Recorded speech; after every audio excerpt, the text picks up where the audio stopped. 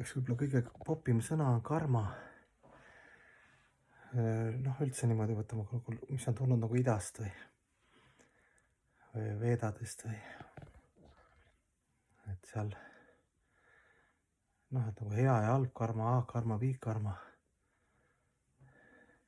karma, hea, halb karma, karmavabadus, moksha, eks ju, ka vaba, tahan nagu religioonid on mõeldud ka, et noh, laske mind välja siit, et noh, ma olen siin välipeldikus nii väsinud, et siin agressioon minu vastu, mingid tüübid siin lakku täis, kõik see hullumaja, kõik on mingi, et noh, et mis iganes rituaale ma teen, panen märke, laske, noh, tahaksid välja saada, eks ju. Normaalne, eks ju, religioon nagu sellega tegeleb, eks ju. Kuidas siis saada juba noh, võimalikult kiiresti siit sõrmuseni tsüklist ja karmatsüklist välja. No siis mingid vennad lähevad veel kaugemale, paktiväed, ütlevad, et vaatad seal mingi pakti või noh, suuri pühakud, nende juba noh, nii suur kaastunne, et ei ole enam seda juttu, et välja või mitte välja, nende teadus on juba väljas, aga nad on valmis elu järel noh, alluma igavese Jumala kuningriigi armastuse seadustele, kas nad on vaimses maailmas ja siin surmasünni tsüklis, kus nende keha lintsitakse ja kus see materiaalne energia võib erinevat moodi siis meid justkui tupikusse viia, aga sisemiselt noh, kui sa oled ennast teadvustanud ja puhas pühendunud, siis see ei kõiguta sind. Aga noh, see karma nagu see moment on nagu hästi huvitav, et kas teadlikult või ebateadlikult kõik, mis sa oled teinud teistele elusolenditele, sa elad ise siis tulevikus või siis praegult elad juba üle, mis sa oled minevikus teinud, eks ju.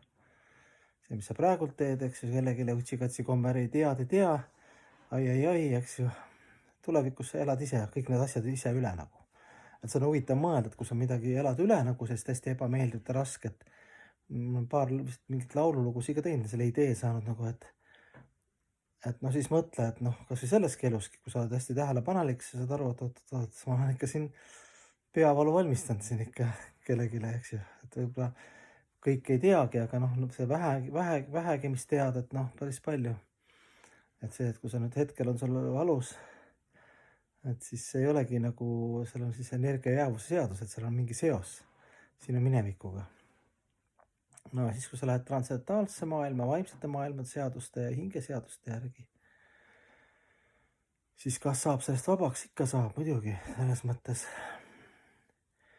valikuvabadusest ja nagu kannatus ja valikuvabadus, nii palju kannatusi, siis valikuvabadus hakkad nagu tegelema religioossete vaimsete asjadega, mateeriate vaimu eraldama, on head eeskujud, vaimsed õpetajad. Ja siis paktis saad aru seda, et sa ei pea üldse muretsema. Hea või halb, järelmõju, mitte järelmõju, A-karma, V-karma, lihtsalt karma, hea, halb karma, karmavabadus. Et ei pea nende peale, asjade peale nii palju mõtlema, sest kui sa see tingimusteta armastuse, omakuse püüdmatu armastuse noh, eesmärk on sul nagu paigas, siis sa oledki juba vabanenud nagu moksha.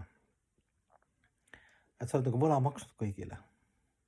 Sest sa oled oma keha, mõtte, hinge andnud, eks ju, kõikide heaoluks kõige kõrgema armastuse seaduse nagu alla allutanud, eks ju. See on sul lõplik eesmärk, isegi kui sa veel välja ei tule, justkui oleks nagu justkui karmaseadus all oled, aga tegelikult sisemiselt oled otsustanud, see motivatsioon ja see tuum, elu mõte on elada mitte business'it teha Jumalaga ja teistega, vaid kõike teenida niimoodi, et oma anded ja keha, mõte ja hing noh, rakendad selleks, et nii lihtne see ongi see fakti. Et siis on nagu mured kadunud, sa oled automaatselt vabanenud, sest sul eesmärk on juba noh, sa võid olla isegi algaja, aga sul on õige eesmärk, sul ei ole isegi teoorias ja filosoofiliselt ja mõistuses sa isegi võib-olla ei saa aru täpselt, kuidas see protsess käib, aga sa saad juba võrrelda, mis tähendab tegelikult, missugune vabanemine on isegi kogu oma jamadega veel, aga nagu sisemine motivatsioon loksub nagu paika omakuse püüdmatusse, et siis kuidas see annab sellist hingele mingit huvitavat toitu.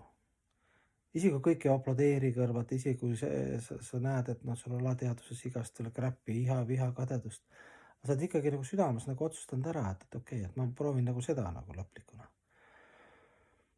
Et siis sealt saab juba noh, pärast saad võrrelda, kui sa sellest unustad selle motivatsiooni jälle ära, viib ära kuhugi materiaalsete asjade peale, eks ju, noh, sellistele mina, mulle, minu asjade, siis sa saad võrrelda, et oot, midagi oli. Noh, siis sa tuled selle juurde tagasi, see on nagu maffia, eks ju. Maffiast ei saa kunagi välja. Midagi kõrgemat oled saanud, eks ju, alateadlikult ja hinge tasemel ja isegi kui selle ära unustad, ära viib, siis sellest ei ole midagi, sa nagunii see tuled tagasi sinna juurde. Sest midagi kõrgemat ei ole, eks ju, kui puhas armastus.